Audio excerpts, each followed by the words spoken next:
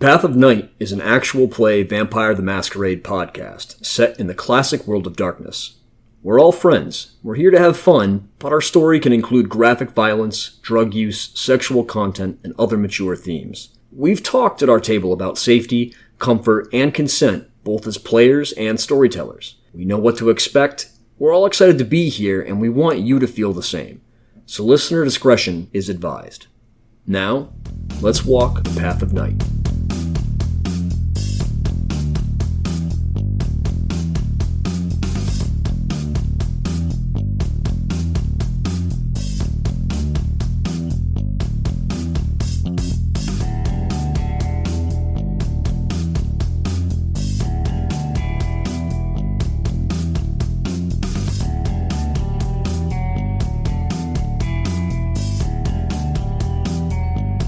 Johnny, we pick up with you alone, having spent some time back behind the Sherwood Cafe where your haven is.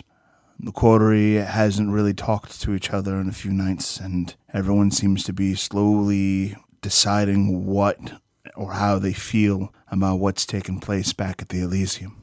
You were part of the crew that was assigned to clean up after everything was said and done, which means it was left to you to handle the body of the lupine that went berserk on the kindred that were gathered. So you wake up around when you normally do every night with the same routine on the little small windowless cement block haven room that you have, long forgotten and interconnected with tunnels that lead around the neighborhood.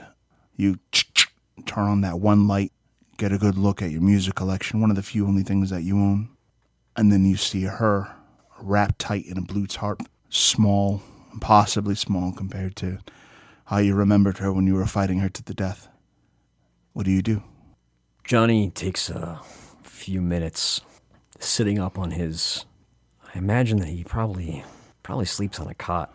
Foregoed getting the traditional kind of cliche coffin, just as a cot in this cement room down underneath the block where the Sherwood is. It's probably an old fallout shelter that got built into the foundation back in 40s, 50s, who knows.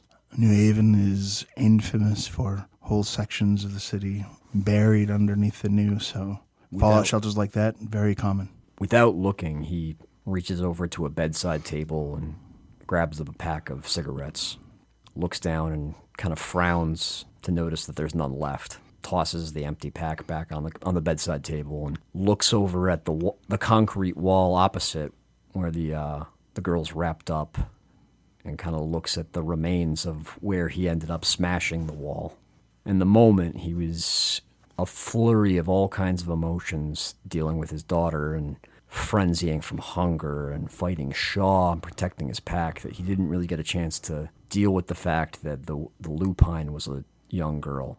It's about then that it hits you, that you call them your pack. Yeah. He doesn't even exhale or swallow. He thinks about that, and then kind of just tongues the fangs in his mouth. Thinks back to a time when he was being forcibly inducted into a sect that he does not want to be his home. And he kind of just drops his head into his hands and rubs his temples, because all of that is now finally catching up with him. Thinks a lot about all of the other shovelheads that he were told were now his brothers and sisters. And he thinks about the city gangrel who acted like dogs that he was raised up with.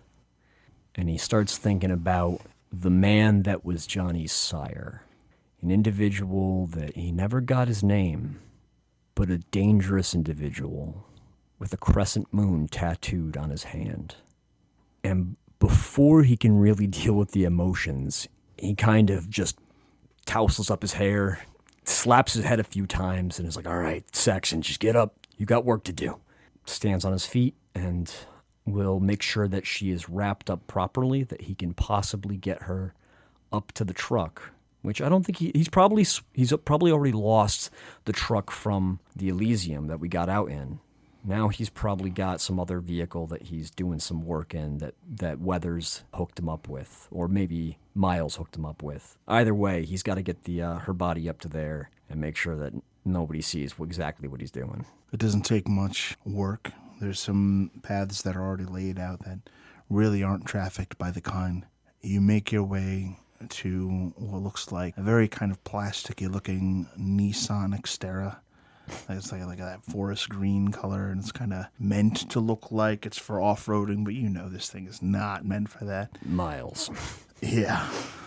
It's pretty, though. You open up the back seat and kind of gingerly lay this young woman down. When you shut the back door, you can kind of hear the squelching sound of silt being displaced by, like, boot heels, and you realize you're not alone in the alley. Johnny tenses up but doesn't, swing around to look who it is. Hey, Johnny. You hear the familiar voice of a man by the name of Phil McTavish, the owner of the bar that your Haven is connected to. Johnny, is everything all right? He relaxes a little bit, turns around, and kind of pastes a fake smile. Hey, Phil. How's it going? Well, as usual, the circumstances aren't exactly perfect, but I can use your help for the situation that I'm dealing with.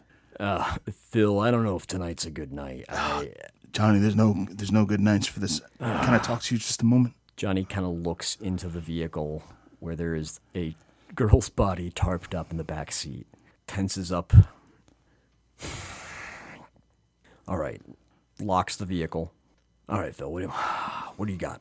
Phil kind of sighs, resting his hands on his hips. He's wearing like a green and blue flannel shirt that's kind of buttoned up probably more than it should be. He's a bit overweight, over 40, balding. His jeans are, like really, really, really blue. But it looks, there's this fear in his eyes when he looks at you. Johnny, I have a bartender who's been putting in some work, and she's going through a little bit of trouble. She's not quite talking to me, and I've got this bad feeling. She keeps showing up nervous. She's ducking out at odd times. There's something going on. I think she's in trouble. You think she's in trouble? Johnny, I have a pretty good instinct about these things. Phil, if this was just some shitty boyfriend, I feel like you wouldn't be coming to me. The hell is going on here? Let's just say she's real scared.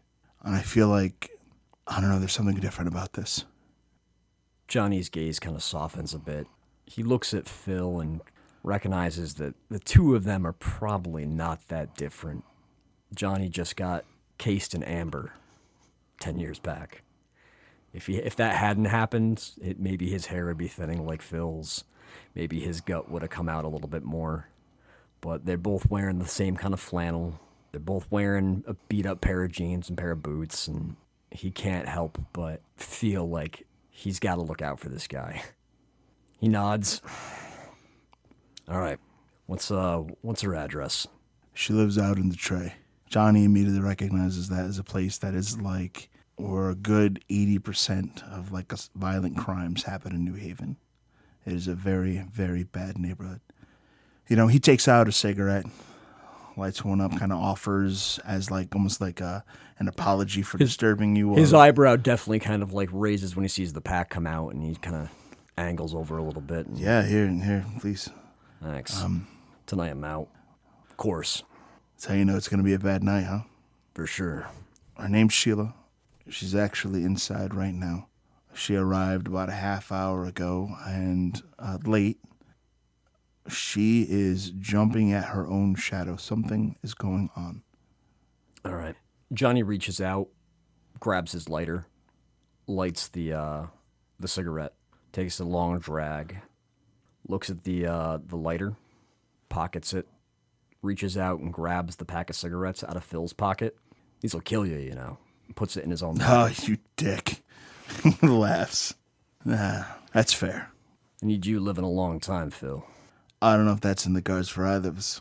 Johnny kind of half-heartedly smirks at that, pats him on the shoulder, and heads inside to go talk to Sheila. When you head inside, it is bustling with activity. You can kind of hear all of the classic sounds. Drinks drank.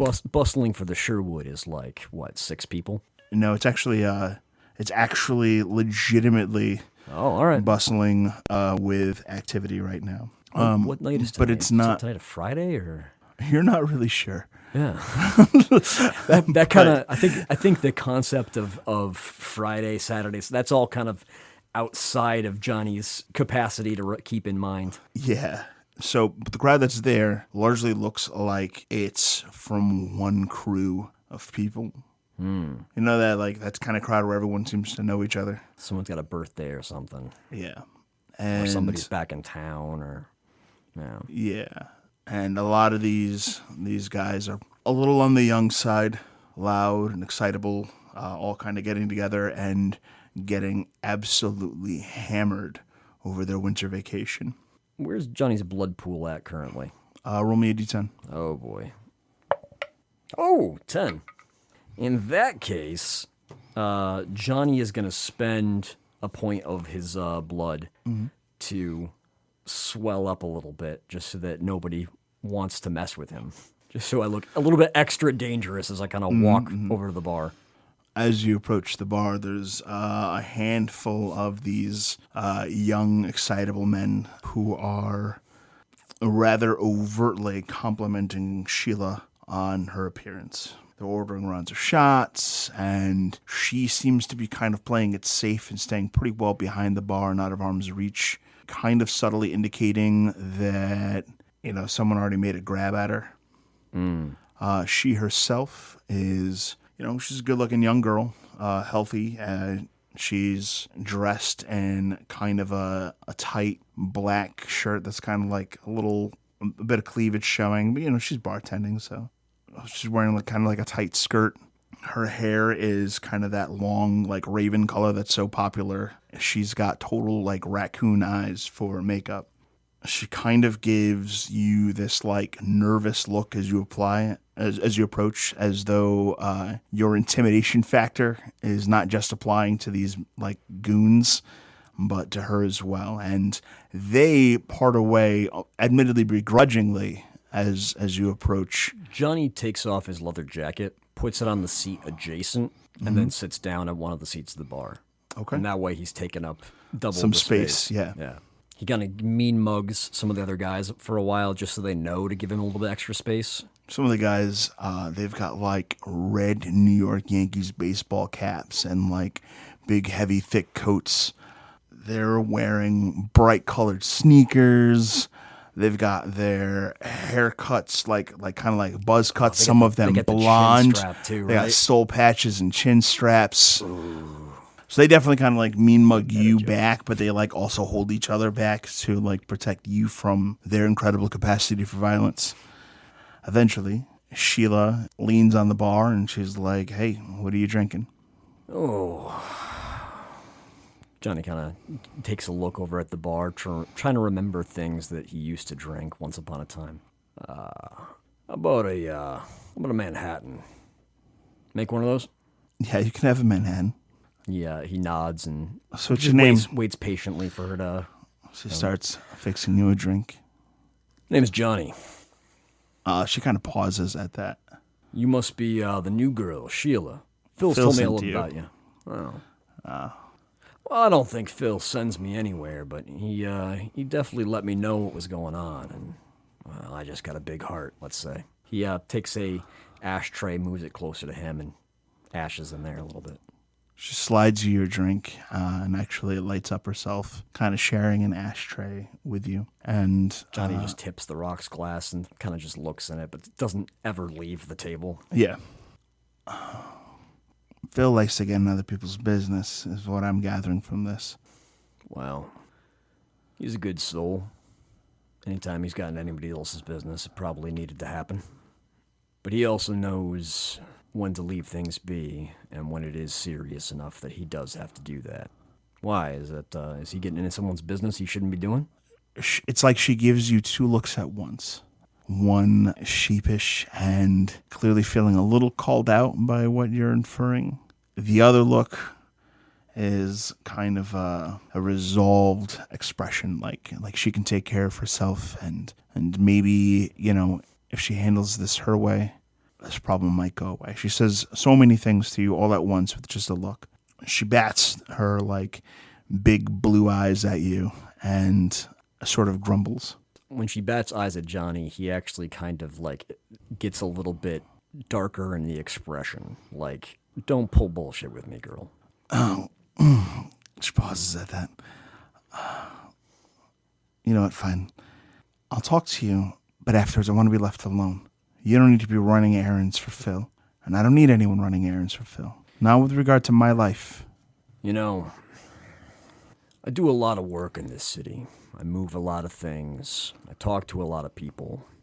But one thing I don't abide by is anyone calling me a fucking errand boy. So you tell me what's going on. Do not lie to me. And we'll have a good night. Her, bristling at the idea of you helping her kind of withers. I need a cigarette. Do you want to talk up, Peg?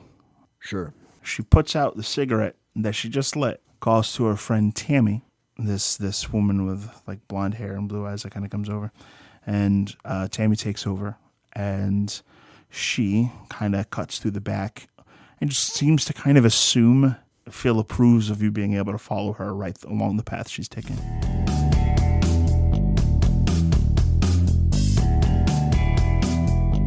You head out back with Sheila, and the two of you find yourselves beside these like old rust-covered dumpsters. She lights up this menthol-smelling Newport cigarette.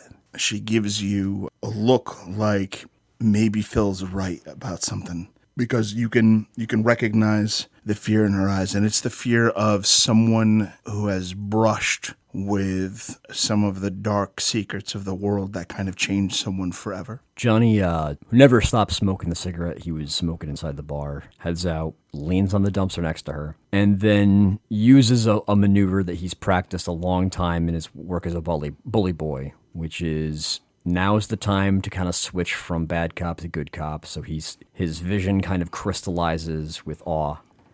Tell me what's going on. She takes a nervous breath and kind of again stares at you with these haunted eyes. I was seeing someone named Eddie, and Eddie was involved in some sort of trafficking, from Bridgeport to New York on the ferry. And long story short, he got mixed up with some people, and he ran. During the course of his running, he was in New York. He took the subway to get away, and he saw something. He saw something. Yeah, and whatever it was, I don't know. He says that he doesn't think it was human, and it bit him, it scratched him. Something happened, but by the time he got home, he was bleeding, and he got really sick. The other night, right after my interview here, he took off from home with this look in his eyes like he was insane, and no one can find him, no one's heard from him. But every now and again, when I'm walking, home or out running errands, I swear to God, Johnny, I see him, and I think he's following me. I want you to think long and hard about this next question I'm going to ask you. Okay. What do you want? I think Eddie has some sort of rabies or something. I'm not asking you what you think. I'm asking you, what do you want? I want to feel like I'm not being followed. I want to feel like I'm not going to end up with whatever it is that's got him sick. So you want Eddie to go away? She looks ashamed and can't quite form the words, but that's what she wants. Johnny kind of gives her a hard look, but nods reassuringly at her, drags down the rest of the Marlboro all the way down to the filter, throws it at the ground, and then heads back through the bar. She leans against the wall, and as you're kind of going, you can see she just sparks up another and seems determined to chain smoke as long as she can with this impromptu break that she's taking. He actually puts a hand out and catches himself on the door frame. When are you getting off tonight? 2:30. He looks at his watch and kind of figures out how much time he's got for all kinds of things. Continues on.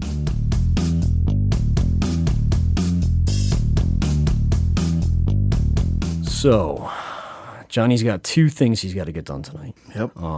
He figures if this thing is following her, whatever happened to him, and there's a whole host of things it could be that are running through his head, his best bet is to probably tail her. See if he can spot anybody else doing the same. But he's also got to get this girl where she needs to go. And he has an idea about what he wants to do with her. Kabir has talked to Johnny about lupines. Yes? Yes. They are out in the woods, not too far from here. Right. What did we say? It was what was the farm you guys went to? That was in Wallingford? Yeah. And that's probably the closest area where I'm pretty sure. Yeah, it's kind of around Wallingford, up to like around Meriden, Middletown. Almost over by like Sleeping Giants over by there, right? Yeah. That's Sleeping probably Giant, Castle Craig. A lot of those places are the places that Kabir talked about, stories about, lupines being very aggressive and destroying stupid kindred that infringe upon their homes. Sleeping Giant is basically going through Anarch territory to get there, right? Mm-hmm. I think Johnny will probably give that a shot. Okay. He figures that the last thing I need is to be running into any elements of the Sabbat while I'm doing this. They might be less likely to crusade through Anarch area while they're currently going after Camarilla territory. At least that's my thought. Does that make sense at all? Yeah. Don't want to stir up 2 nests when you're really just going for one. Right. The Sabbats, the MO specifically of the pack, the killing spree, is that their target isn't actually the Camarilla kindred. Yeah. Their intent is actually to risk the masquerade as frequently and as hard as possible so that it becomes a resource drain for the Camarilla, which means that when the actual crusade happens, the Camarilla is so on the back foot that it's pretty much already done. And I figure that there might be a chance that they're actually staying in our territory, but if they're sleeping there, their abbot is probably not trying to cause any trouble because they don't want their home base of operation. So, right. As a general rule, nomadic packs don't shit where they eat. In this case, that might be the safest route is to find a spot where they are staying to travel through it. Right. That's kind of what I'm thinking. I think I'm going to go through Anarch territory to get over to Sleeping Giant because I want to try and return this body to her kinfolk. Okay. So you're going to take a route or her not actually kinfolk. I don't think Johnny understands what kinfolk are. No, it's pretty much lupines.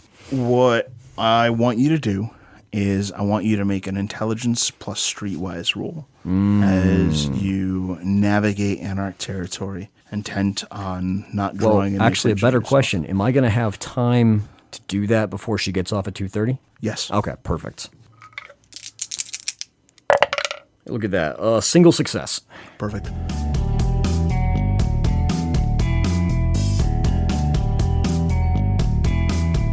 You make your way to Sleeping Giant, and you kind of arrive to a pretty simple parking lot. There's a lot of hiking trails that are arranged. Everything's kind of closed up for the night, so you end up kind of having to actually kind of park right in front of the parking lot. Again, there's a set of hiking trails that are kind of marked with different colors. It's the white one that seems to kind of lead deepest into the wooded area and is the least traversed by the kind.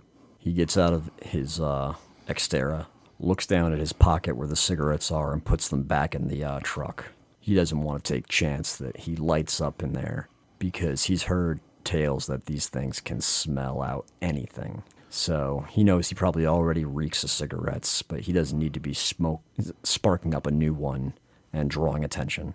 And he will then open up the back and gingerly pick up the tarp with the girl. Actually, before he picks her up, I think he actually pulls it back a little bit and just takes a look at her to make sure that she's presentable. And that's when you see that he's actually taken the time to buy some clothes, wash her from some of the blood, and just try to be as respectful as he can to the corpse of this poor young girl. Gives her kind of one last look to make sure that things are in order, and then wraps her back up, picks her up, and starts walking up the trail. The moment you feel the crunch of cold earth beneath your boots, you start to feel as though you're not alone. And it is this foreboding presence that always it's the feeling like like there's someone right behind you with a hand outreached and just barely not touching like the back of your neck, your ears, your hair, that like kind of static energy that you feel when you know someone is right behind you. You feel it every step you take along the way. Once again, he uses his ample blood supply tonight to heighten all of his physical senses. So he makes himself stronger, faster, more ready to take a punch, because he starts to get the kind of feeling like, I'm not going to make it out of this without some kind of fight. You can feel the hackles of your beast rise. It rattles in its cage and tries to force you to turn back. I need a Rotschreck check. Ooh. The difficulty of this check is 5. And that's courage? It is. 3 successes. Okay. With steely nerves, you clench that like jawline of yours and you push on through. You kind of start to wind up the side of this cliff. For you, it's actually a pretty easy walk, but up towards the top, you reach this point where there's the open sky overhead. It's a clearing. There's the ruins of old structures that had been built here a long time ago. You start to feel like maybe this is a place where maybe I could put her to rest. Right. And where her kind will likely find her. Right. Finds a good, clear spot, open sight to the sky, gently lays her down, reaches into his jacket, and pulls out a small little note. Written on the inside, it just says, I'm sorry. Folds that up, puts it in with her, and kind of slowly backs away, keeping his eyes on the tree line, and starts to take steps towards the trail.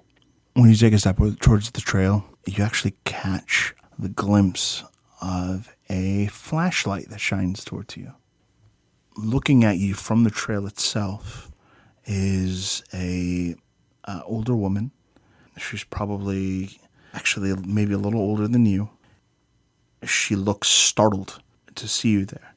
There's a couple things that you notice about her right away. Her eyes are this kind of uncomfortably light blue that kind of takes on this like sheen.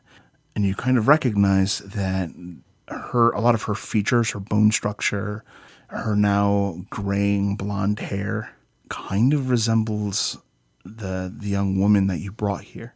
She nervously looks at you, kind of like as wary of you as you are of her. She kind of leans on her back leg, and you catch a glimpse that along her right side, which is the side kind of facing away from you, you can kind of see a rifle, like a hunting rifle. Around her neck is this, on a thong, this like little iron medallion that kind of resembles a small handled hammer designed from Nordic knotwork.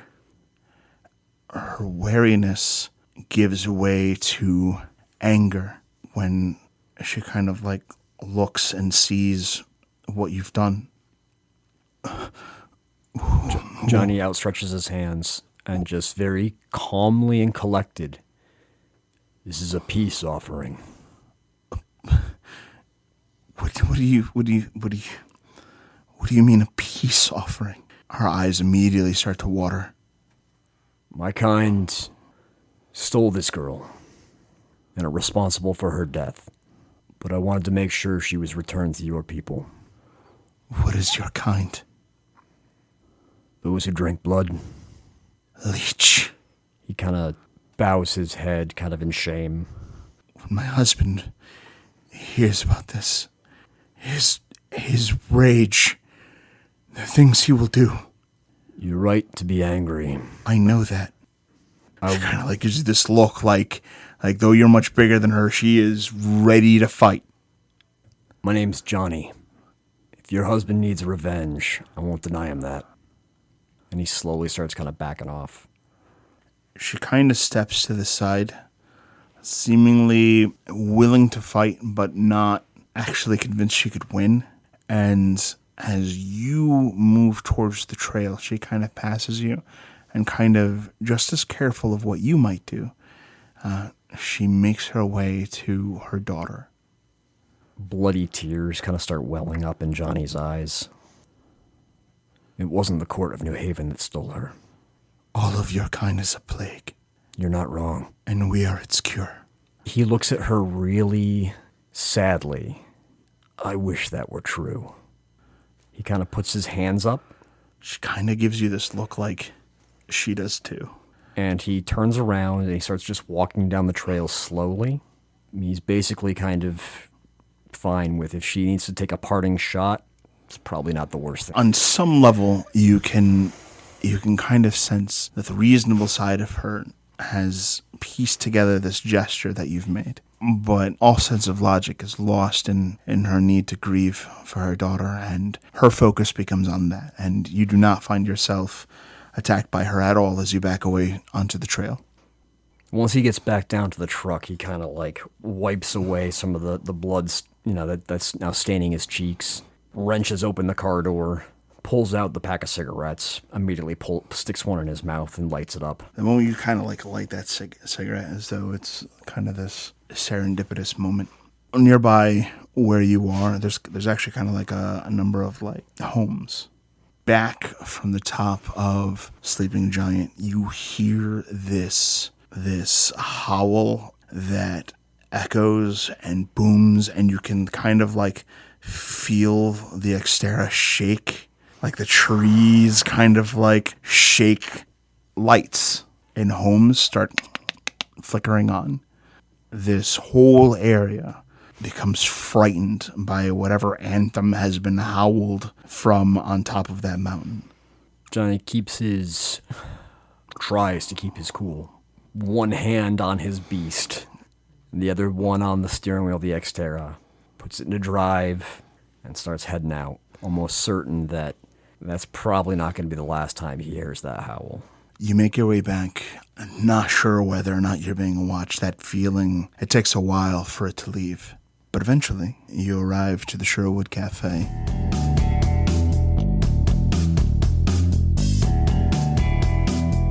Before 2:30? Yep. Perfect. Before 2:30. And Phil is standing outside. He's smoking a cigarette. He kind of gives you a wave when he spots the Xterra and makes his way over to you to speak with you when the SUV pulls up. Hey. How's it going? Good. How did the talk go? I learned some interesting things. But I was right, though, right? Something's wrong? I think you're right. Okay. Look, you and I, we have an arrangement. You help out when we need you. And I promise you this is not one of those situations where we're crying wolf. Phil, you never cry wolf. Thank you. And I appreciate what you do to look out for my home. I'm glad we have an understanding. I understand Sheila was a little rude to you, and I'll talk to her about that. No. I like to make mountains out of molehills. It also helps her understand that I'm not the usual kind of clientele that she can just kind of bat around with her eyes. Yeah, well, she'll do that if she thinks she can get away with it. Lord knows. Yeah, I know a couple like her. Well, I got something for you. Oh? Yeah. So it's a small gesture, and he actually heads over to his car, which is actually parked not too far from yours, and out of the passenger seat, he retrieves a carton of Marlboro cigarettes that is shy one pack. And he's like, for your trouble. Oh, Phil. If I could blush, I might be doing it right now. All right, well, I'm going to get back to work, but thank you. You got it, old friend. He heads on inside, and a lot of the young troublemakers that were present earlier have kind of left. Things have significantly wind down and more returned to normal. So Johnny is going to move the Xterra into a position where he can kind of keep eyes on the parking lot for the Sherwood, so he can watch when Sheila leaves, gets into her car, and he's just gonna shadow her and see if he can spot anybody else doing the same. Okay. So you sit by and you watch, and shortly after 2:30, it looks like they've kind of busted everything down and are ready to go for the night. And Sheila makes her way out of the back, waves goodbye, and she actually kind of tucks her hands into this big puffy navy blue coat that she has, and she starts kind of walking. Johnny, kind of shocked that she's just walking back, grabs up a few items in the Xterra, pack of smokes, make sure his jacket's on, and then slowly and quietly gets out, shuts the door, and locks it. And he'll actually start tailing her on foot. Okay. I'll give me Dex plus stealth. Hey, I got 1 success. Okay. She does not seem to notice you following along. It's about 20 minutes into the walk that you start to notice that someone else is following her. This person, while they walk, they kind of like shiver. They're not wearing a coat or anything. They're just kind of wearing like a big white t-shirt and baggy jeans. This uncomfortable, twitchy, shivering person just kind of starts heading towards her. She does not seem aware, though she is wary. She keeps looking around and is definitely concerned that there's some sort of trouble, but does not seem to have spotted him yet. And he goes as far as like ducking behind cars. He's not even just stalking her like a typical stalker. He's stalking her like an animal stalks someone. So 2 things. Johnny is not sure. I think Johnny's actually been to New York a couple of times, just in his line of work. Does not like going there. No, New York's pretty bad. He's probably heard some rumors about some of the things, but I don't know if he's actually heard about anything going on down in the sewers necessarily. There are urban legends that exist. Actually, better yet, how about I give you an occult check, and you can tell me what he may have heard about that. Is that all right? Yeah. 1 success. Okay. So with 1 success, you know about 2 things that go into the sewers and are aware that there are more. One of them is that there is a legend of a massive, massive white alligator that resides in the New York sewers. It is known to have consumed and gobbled up numerous workers that have gone down there in the past, as well as the homeless. It's actually kind of particularly among the homeless that this urban legend exists. But that doesn't line up because he got bit by something and managed to get away. The other thing is a little stranger. That talks about strange, spongy, fleshy monsters that exist deep underneath New York City. And the rumor has it that the Nosferatu have been fighting with these things for a few years now, trying to maintain their subterranean control of New York. Now, when I think back on that, and I look at the way that this guy is quivering, am I at all reminded of the Xantosa house? Not physically, but you do get a bad feeling. Like, in some way, on some level, these things are connected. He's going to start to pick up the pace a little bit and try and get a little bit closer. And before this thing even gets close enough to Sheila to pounce, Johnny wants to pounce on him and pull him right into an alcove out of line of sight. Okay, give me another Dex plus stealth. Do I have any willpower at this point? It's been a couple of nights. You'll have refreshed 4 willpower. Okay, that would also count for like the girl that I returned, because I feel like that would be that'd be a refresher of willpower for Johnny, his nature's caregiver. So. Oh yeah, definitely. All right, Dex plus stealth? Yes, sir. I'll spend willpower on this. Okay. And actually, I'll spend 3 more blood just to pump up Dex, strength, and constitution. Or stamina, I'm sorry. 4 successes. Okay, so you're going to be able to use those as dice for an ambush. Perfect. And you are successfully poised to ambush this opponent. Okay, yeah, so you're going to roll Dex plus Brawl plus 4 dice from the stealth, and then 2 dice from striking from behind. Would Sucker, basically, they're hitting him with a tackle from behind into a thing. Would that be considered street fighting? Yes. Okay, cool. Absolutely. So I'll get the... Only 2 successes. Okay. I rolled a bunch of 1s. So grapple? Yeah, I figure actually. Okay. And I will spend an extra blood for celerity for an extra action. So you're going to use that in actual rounds. Okay. So for now, did you roll the die for celerity on your attack roll? No, I didn't. Actually, I didn't. Since I get to do more, I'll roll 2 more. So that's 1 more success, 2 more successes. Okay.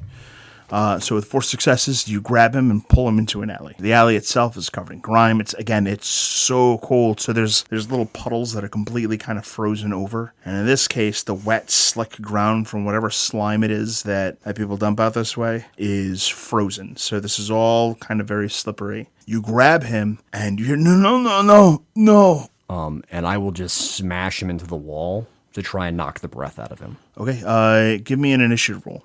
15. Okay, so you're going to go first. Okay. So what are you doing? The first thing I'm going to do is I'm going to slam, now that I have him in a grapple, I'm going to slam him against the brick wall to knock the breath out of him. And that, I figure, will do one of two things. It'll either stun him a little bit, or it'll tell me that this guy does not have breath to knock out of him. Okay, give me a Dex plus brawl. 3 successes. Okay, give me a strength roll with potence and 2 successes from attack. Can I just add blood to auto potence? Mm-hmm. I will. 7 levels of bashing damage. Cool. He soaks 3. He definitely seems to have an active respiratory system, and he definitely breathes, and you kind of knock the wind out of him. But his eyes don't move together. And when his face contorts into an aggressive reaction, it doesn't contort in a humane way. With an overly long tongue and sharp teeth, Eddie glares at you and he's like, "No, no, no!" and will rake at you with these bone spurs that exude through the tips of his fingers, turning into strange claws. And will you have to break the grapple first? That is his plan. Okay. So first, let's try to break the grapple. And that's an opposed strength check? Strengthless brawl. Ooh, plus brawl too, you say. 9 successes. Okay. Yeah, 2. So you will maintain control. Did you have any extra actions this round? I did. It's all on you. Seeing that his tongue is distended, sharp, and whatever the hell this thing is, I'm going to put it down, and I'll ask the domain about it later. Okay. Seeing that he has a functioning respiratory system, I feel confident that I can probably just smash its head into the brick wall and get it to stop moving. So he's going to rear back with him and once again smash him even harder into the wall, really leaning in with the potence to just splatter whatever's left of his brain. Give me a roll. 5 successes. 4 roll over into damage. I will not spend. I'll just use my potence. That's a tough. No, I will spend for potence. I gotta drink now. Started off with some blood and I've used most of it. Bra life. I know, right? Run hot, baby. All right, so 3 levels plus the 4, so 7 more bashing damage. He falls unconscious and kind of goes limp. But even while he's unconscious, the body twitches and roils as though something's underneath his skin. He drops the body unconscious and then immediately puts a boot to just finish him off. Okay. Do not ask questions. You execute him and put your boot through his skull. The skull seems soft. It's more like a cardboard and a grape than it is anything that's a solid bone. When it breaks and the tissue tears, you can see this orangey, pussy moss that kind of spills out of his skull. And this muck kind of sticks and kind of stretches like mozzarella cheese when you lift your boot off of where you made the kill. And you scrape it on the icy, cold, grimy ground. And it's just everywhere. And it seeps and slurps. And it is just a terrible experience. Ugh. He kind of just recoils in disgust at this thing. The body kind of twitches. At first, it's clearly death spasms, and you're used to that sort of thing. He backs off a few steps and pulls out the lighter that he took from Phil, strikes it, and kind of holds it down towards the body. The body wiggles and writhes as though whatever it is that's controlling this host is reacting to the presence of fire, irritated by it. But it's all silent because his head is gone, so it's just this headless corpse writhing and wriggling and almost panicking when confronted by fire. Johnny just takes a look around. This body's got to go. And he's trying to think of ways to help it along. You actually recognize the smell. Where do I recognize it from? It smells like the weeping bear and the mongrel monster that had to be put down before it. He's going to look back. The Xterra is quite a ways away from here, isn't it? It was about a 20-minute walk before you got to this point. He'll walk over. Are there any cars parked on the road? Yes. He'll go kind of looking in the windows of a few cars to see if he can spot anything to help him out. What are you looking for to help you out? I think ideally he's looking for something to start a small fire at least. I mean, in a pinch, he could like smash open like the gas tank on a car and get gas, but that's such a fucking mess. He's looking at full-on masquerade breach if somebody catches him lighting a car on fire and stuff. Like, it could get bad. Do you have investigation? Maybe some like, if I can see some like newspaper, like just like some kindling, so I can start a small fire right on this kind of like door stoop where his body is, right? He does have a point of investigation. All right, give me a perception plus investigation roll. Success. With one success, you are able to find the back of a station wagon. The old ones have like the wood-looking siding to them. Yeah. In the back, there is a stack of like big fucking stacks of newspapers that have not yet been delivered, and a blanket. Beautiful. It's like one of those old kind of fuzzy blankets. Johnny's going to take a look around, make sure that no one's watching. Or at least no one is obviously like watching or like getting interested in coming over. Give a sharp elbow to the window on the... It breaks open. There's no car alarm in this. He'll reach in and kind of unlatch the trunk, push up that door, and he'll gather some of that newspaper and kind of just crush it up into little balls. And he'll just start throwing the balls of crushed up paper into the little alcove where this body is just wriggling. When you return to the alcove, you find that the body is like 10 feet further down the alley. I'll throw the blanket on top of him, kind of like roll him up in that, hoist it, and maybe there's like an empty dumpster somewhere. There's trash cans, like the old like trash barrels that like homeless would use to with a little bit of Johnny Saxon elbow grease. He's gonna take this blanket full of goo and just stuff it into a metal garbage can. Easily accomplished. He'll then take some of the newspaper, kind of just stuff it in there, just get a bunch of dry stuff to help it kind of go up, and he'll start a fire. Though it is headless, you can hear a squealing it's kind of like when a lobster gets dropped into boiling water. Soon after, whatever it is falls limp and simply burns. Johnny will go back, walk down a few blocks, grab the Xterra, drive back this way, park outside the alley, and by this time go back to check to see what the state of this is. You make arrangements. By the time you get back, body's done. The remains in the garbage can, how human do those look? At this point, it looks like just kind of like burning meat. It's kind of hard to tell exactly what's going on. I mean, if like a police officer or someone who knows what they're doing was to take a look, this would probably be identified as a human body. But right now, it just kind of smells like burning flesh and is just a hunk of meat burning inside of that can. That's good enough for government work. And it burns well. Kind of satisfied with the fact that this is done and gone. He'll leave that as it is. A burned up body in New Haven's a pretty terrible thing to have to find, but not necessarily gonna immediately draw back to the court. It'll be on the news for a day. Yeah.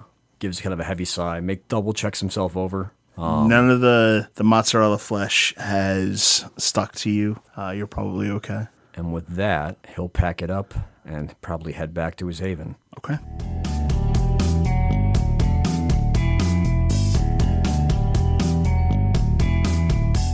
You make it back to the haven, smelling like cigarettes and burning flesh. By and large, the night's down at the bar, it's quiet, and it's just you and a little record player and a little bit of silence. You can hear his beast kind of hungrily growling at his insides. But he just ends up popping open a new pack of cigarettes from the carton Phil got him. Pulls out another one and goes over to his records, picks something a little bit easier going, puts it on the player, and then just lays on the cot and waits for the sun to come up and sleep to take over. Johnny listens to music that kind of soothes his beast, and eventually he finds himself falling into a restless sleep. Path of Night is an actual play Vampire the Masquerade podcast set in the classic world of darkness. Britta, the unknown new embrace, was played by Rebecca Steigelfest. Johnny Saxon the Bruja was played by Garrett Gabbey. Miles Davenport the Ventrue was played by Tim Davis. Neil Foster the Malkavian was played by Rob Muirhead. Wynn Cabot the Gangrel was played by Erica Webb. Your storyteller was Lex Lopez. Recording by Rebecca Steigelfest. This episode edited by Rob Muirhead. The music used in this episode was January Grunge Love Fest by Technoax. Visit them online at technoax.com, TEKNOAX.com. Path of Night uses the 20th Anniversary Edition rule set of Vampire the Masquerade with a few limited house rules. Vampire the Masquerade and the Storyteller system are owned by Paradox Interactive. Make sure to subscribe to us on iTunes or wherever you get your podcasts. Follow us on Twitter at @PathOfNightPod, on Facebook at facebook.com/PathOfNightPodcast, or email us at pathofnightpodcast@gmail.com. See you next time, Kindred.